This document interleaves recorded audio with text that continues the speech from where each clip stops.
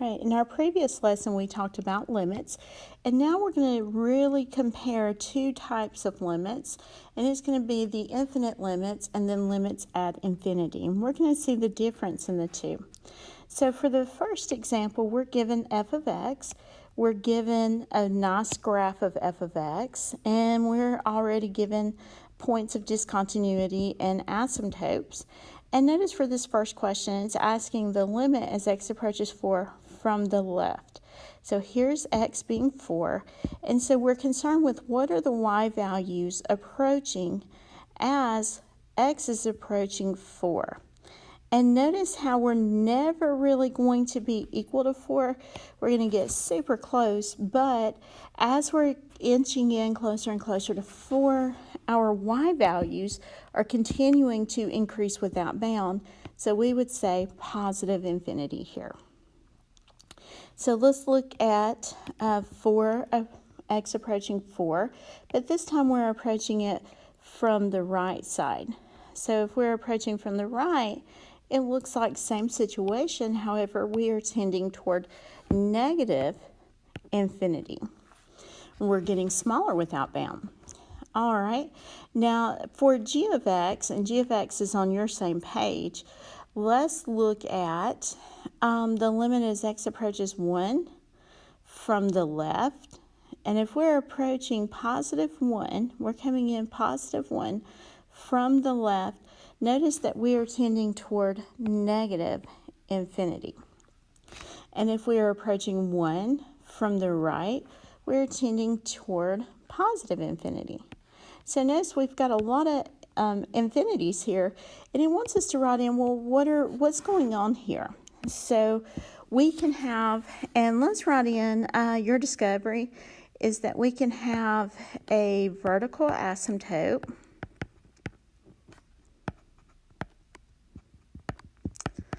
will occur, my pen didn't finish, sorry guys, will occur if one-sided limits are unbounded. That would be a good way to put it.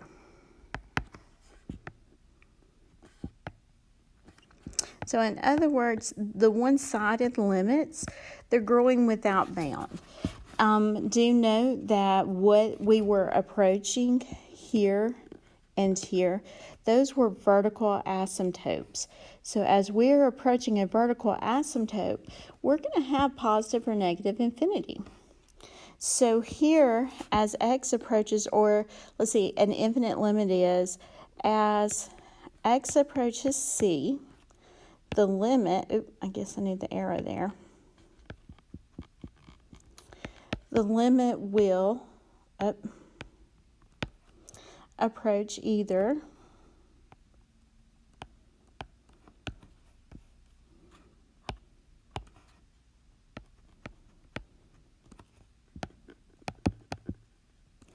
a positive or negative infinity. And that is given here, let's go ahead and add given x equals c is a vertical asymptote. Let's make sure we include that for sure. So notice that if we are approaching an x value that is a vertical asymptote and we're approaching it from the left or the right, then we are tending toward positive or negative infinity. Right, now let's look at g of x, and let's look at limits at infinity. Now the other was an infinite limit, which was vertical asymptote, but this is going to tend toward our in behavior or horizontal asymptote. So anytime you see positive or negative infinity down here, you need to be thinking, when you see that, you need to think a horizontal asymptote. And it is every time, and you can be asked questions that interchange those. Okay, so let's look at our graph, look at both f of x and g of x, and you are asked, as x approaches negative infinity, look at what's happening here with our f of x. So as we're tending toward negative infinity, it looks like we're flattening out and tending toward negative 2. That's why it's called the end behavior. It is describing the ends of that function. The limit as x approaches positive infinity. If we go back on our f of x graph, we see that that's going to end up being negative 2 as well. And then look at g of x. As x approaches negative infinity, what does it look like our end behavior is tending toward? And it's going to be negative infinity. And for the right, it is positive infinity. So here, let's talk about our discovery, and that's going to be with a horizontal asymptote. So we're going to state that a horizontal asymptote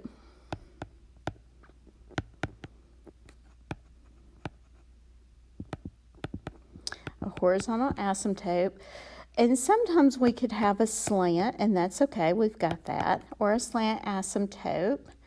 That's going to be what happens with our limits to infinity.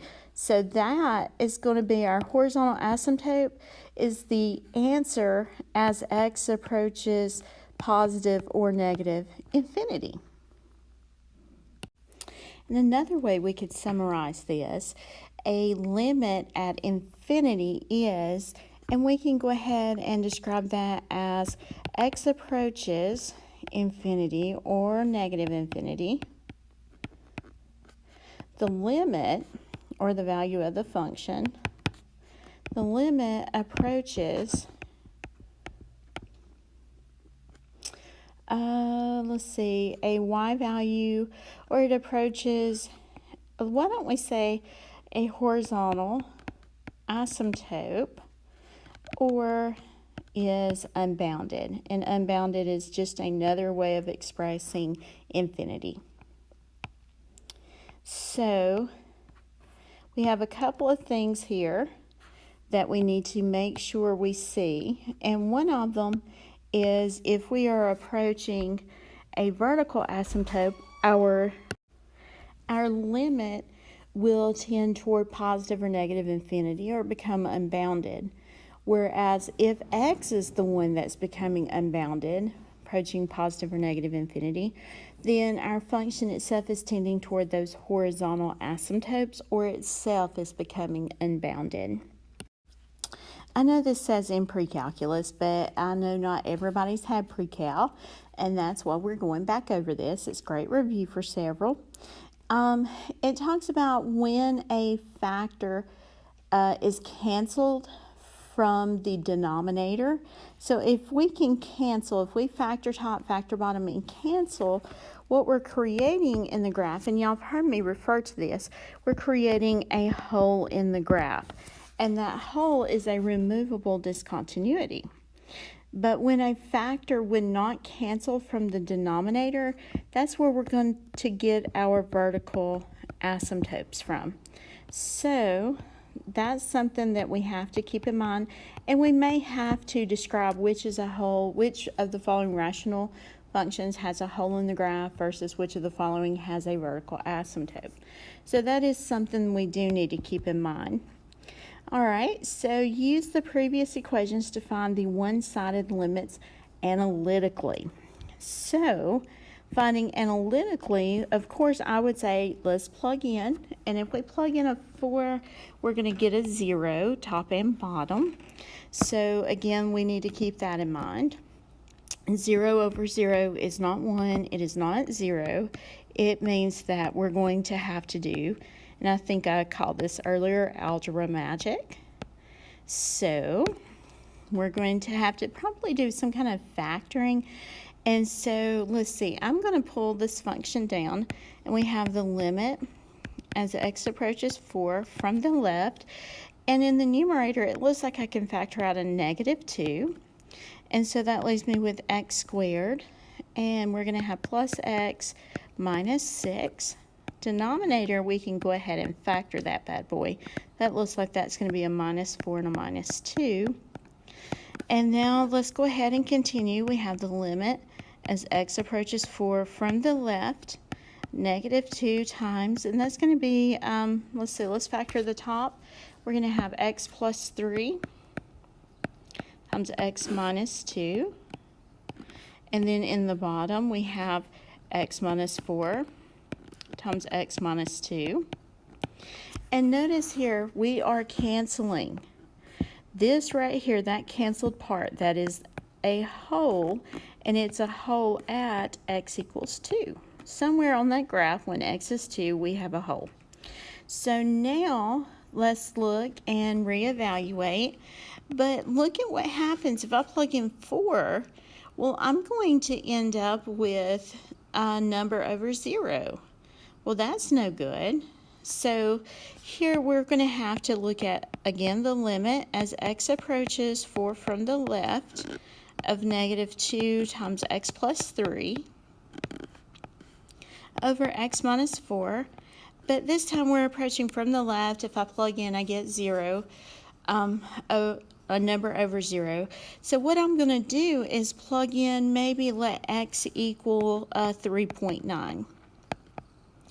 And let's see, if x is 3.9, we're going to get a negative from the 2, positive in parentheses, and in the bottom I'm going to get a negative.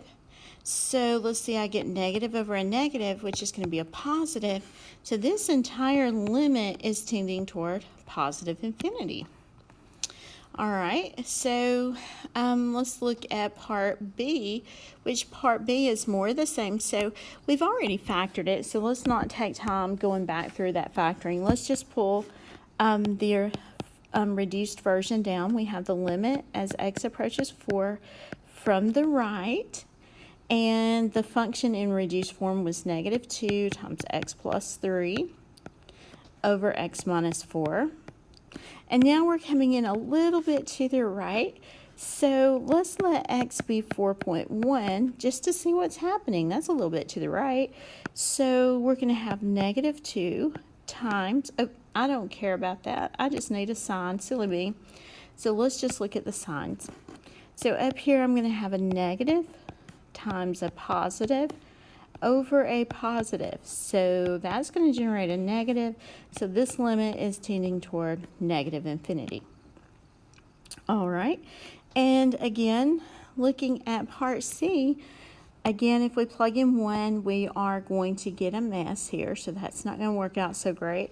I would go ahead and factor. It looks like something that should factor. So we have the limit as x approaches 1 from the left of x, let's see, oh no, there's not any factors of 5 that I can add and get 2. Oh no, so what are we going to have to do is just straight plug in. Oh my. Well, what would be a nice number to the left of 1? Let's say, let's let x be 0.9. All right, so in the numerator, we're going to have 0.9 squared minus 2 times 0.9 plus 5 over, and I would factor out that 2 and make this x minus 1. That would make that a little easier to see. So 0.9 minus 1. Well, I see on the denominator we've got a negative at least. And let's see on the numerator, let's see, 0.9 times 0.9, that's 0.81, isn't it? And so here I've got 0.81. That little bitty 1.8, I don't think we're going to get enough to outweigh that positive 5. So I'm going to say that that numerator is positive, and positive over a negative is negative. So this limit is tending toward negative infinity. All right, and then part D, same thing. Oh no, we can't factor. So let's let x equal maybe 1.1 and do some substitution. So again, substituting in the top, we're going to have 1.1 squared minus 2 times 1.1 plus 5. And that is all going to be over 2 times 1.1 minus 1. So it looks like we're going to have a positive on top over positive on bottom. So this is telling me that this side is tending toward positive infinity. So again, with those, we can actually make the statement for A and B, x equals 4 is a vertical asymptote, and C and D, x equals 1 is a vertical asymptote. Okay, so now we have some cases to look at, and this is very similar to what we have already talked about, but it is wonderful to review it. It is always a good thing to review. So case 1, if you have a function where you have a non-zero number, so this is non-zero, so this is a number over 0, then x equals c is a vertical asymptote. And we've already talked about that, but we can't talk about it enough. It will be on that AP exam. And then over at the other, you ended up with 0 over 0. And so x equals c is, let's see, we could say location of a hole in the graph. And again, we've talked about that too. But I do want us to realize that this is what's going on. It's very important. All right, so now we're going to talk about the limit definition, justification of a vertical asymptote. So notice that we've got a couple of ways we could state this. One way, good way, is if the limit as x approaches c from the left of the function equals plus or minus infinity, or, and again we need to talk about the other side, the limit as x approaches c from the positive of the function is positive or negative infinity. Then, and this is what we said earlier, x equals c is a vertical asymptote. Very, very important. Okay, make sure you've got that. Right, moving on. All right, so here it tells us to use the function below to find any vertical asymptotes that exist and justify your answer with limits. Okay, so a little bit different here. Going to justify with limits. Now, the first thing I would do every time I see this mess, I would do some factoring. So here, I would see if I could not reduce h at x and get something a little bit better to work with. So we're going to have h at x equals, and we would do our slide and divide. So really we're looking at x squared plus 9x minus 10. So we would factor that into x plus 10 times x minus 1. And then we do need to come back and divide by that too.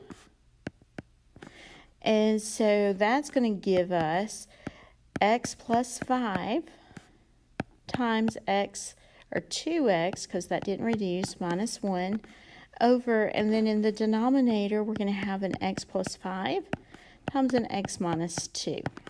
So, all right, so there's what our h of x is equal to.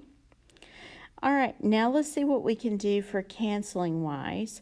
So it looks like x plus 5s will cancel. So my function h at x has reduced down to be 2x minus 1 over x minus 2. Now this portion that we canceled, that is a hole at, and we would set this equal to 0 and solve, so that would be a hole at x equals negative 5. Now, how are we going to justify that we have an asymptote here? So notice that our vertical asymptote for this function would be at x equals 2. So what we need to do is look at our limit as x approaches 2 from the left of h of x, and then I need to look at the limit as x approaches 2 from the right of h at x. And we need to see what's happening with it. Now keep in mind, here's our h at x, and so if we're approaching 2 from the left, let's choose a number to the left of 2, something nice and neat, like I would choose 1.9. And so whenever I plug that in, again, I am looking for a positive or a negative. 2 times 1.9 minus 1 over 1.9 minus 2. So it looks like we're going to have a positive over a negative.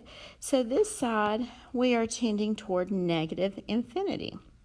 So here, again, that side, negative infinity.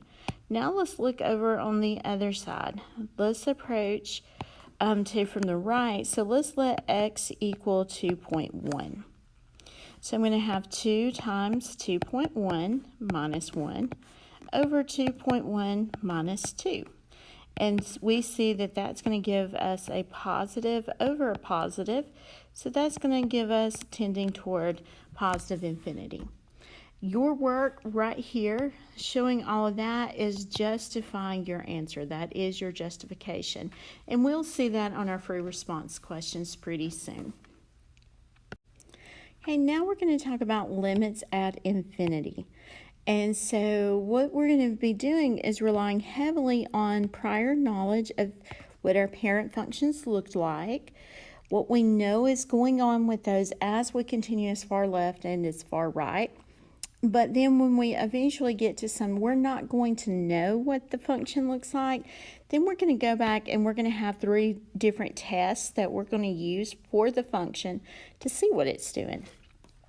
All right, so for part A, we're looking at x is growing without bound. And I don't want to really multiply a lot out. What I will seek out, if we're heading toward infinity, I want to find the highest exponent, because that highest exponent is really going to be dominating the function. It's kind of the bully of the function here. So if I were to foil this out, my highest function would be, or highest power I see, would be x to the 4th. Now there's a lot more gobbledygook to it than that, but x to the 4th is really all I care about for these super duper large values of x. Now if we think about back in Algebra 2, when y'all worked with polynomials, you had a quartic function did something like this. Or if you don't remember that, no big deal. Think about x is approaching infinity. X is approaching a very big number, as big as you care to think about it. And think about that I'm going to take this big number and I'm going to raise it to the 4th power. That is still a huge positive value.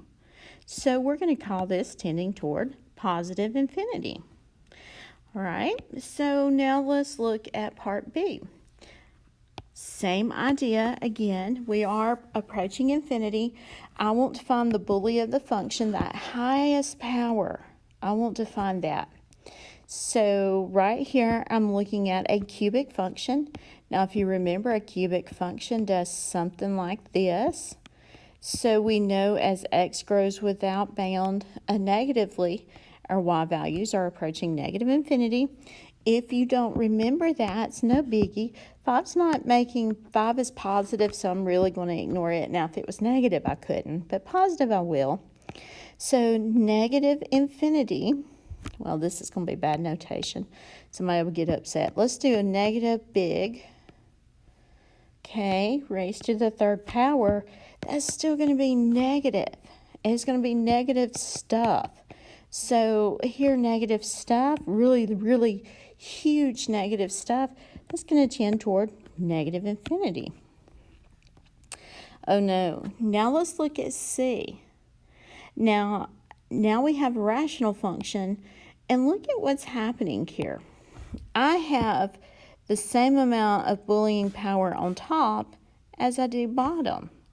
So let's think about this. I know that those are there, but we're going to ignore them. So I have 3x squared over just x squared.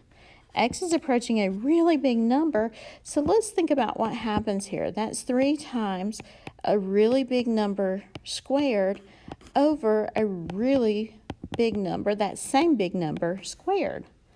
Well, really, those things, they're approaching infinity at the same pace, so they're not going to, one of them's not ever going to overtake the other in the power struggle.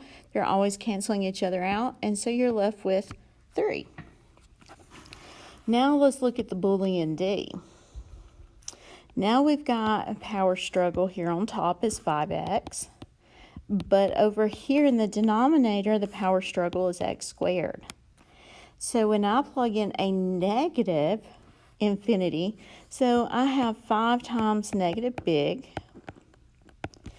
over negative big squared.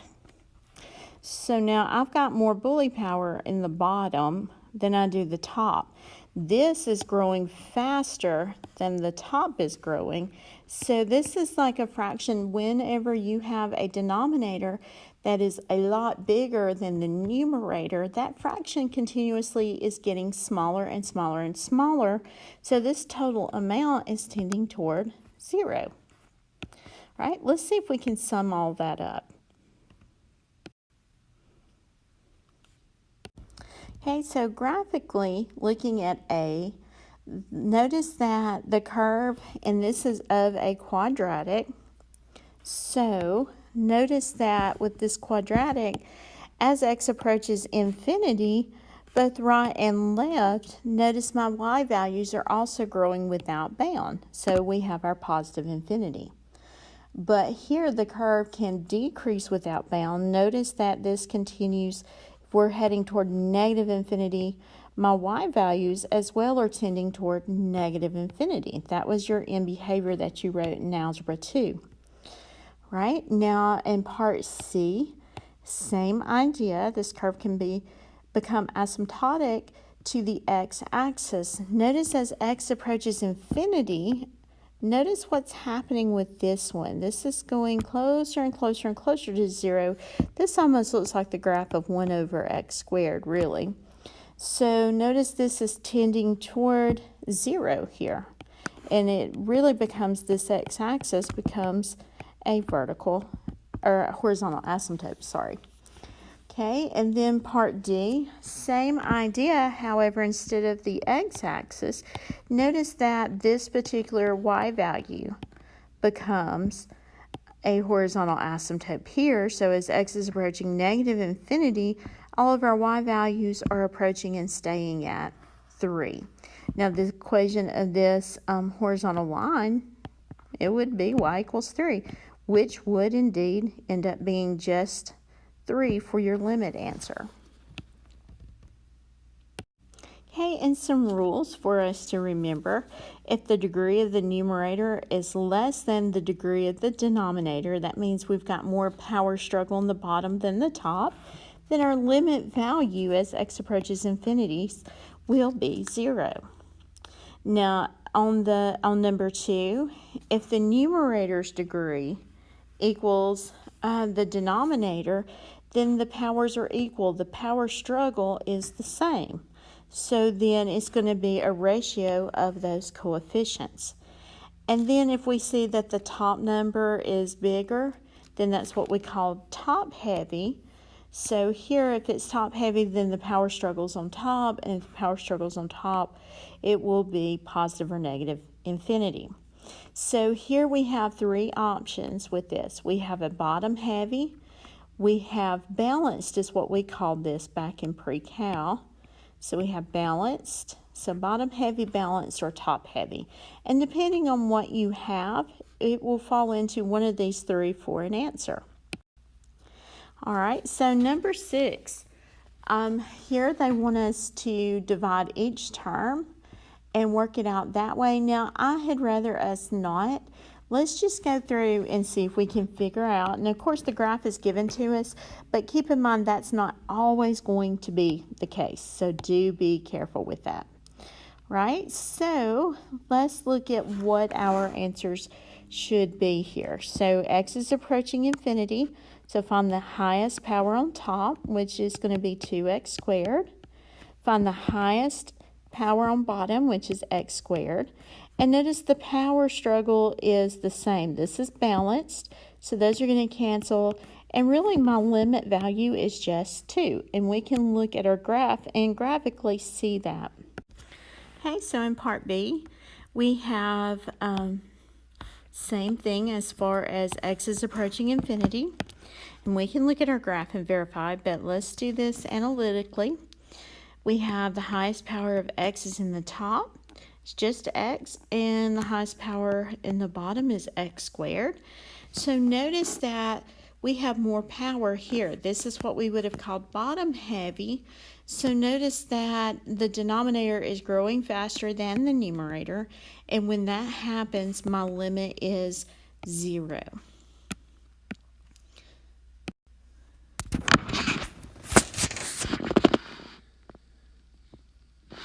Okay, for the next one, we have, again, very similar idea.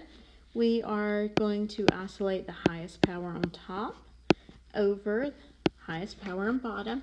And notice that it's now the numerator that is growing faster than the denominator.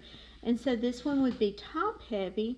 And when this was top heavy, then we really don't want that limit to exist, which means we're either approaching positive infinity or negative infinity for this. Sometimes you will see does not exist. So if we look at our graph, we see what's happening here.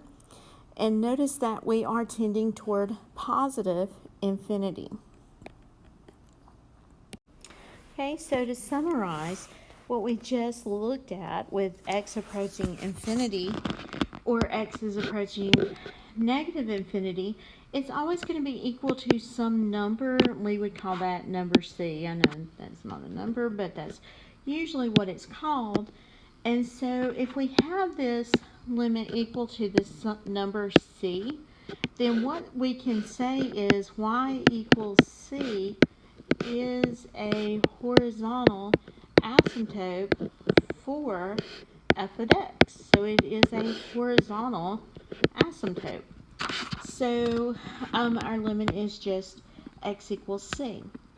Now over on the other side though, with slant asymptotes, most of the time, and I mean 99% of the time, you're going to see these with those slant asymptotes. This is going to be when your function was top heavy. And unless it is one-sided, you're going to write does not exist, either positive infinity or negative infinity. And if it's either positive or negative infinity, then you will go back and look at really what the power struggle is there.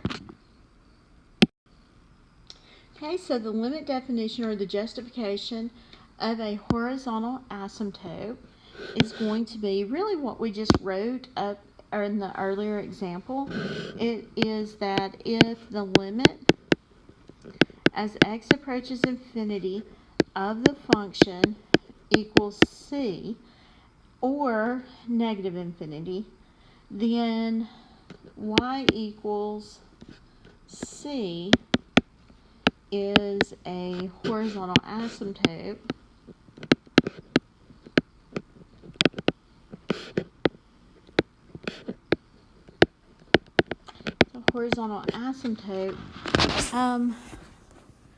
for the function f of x.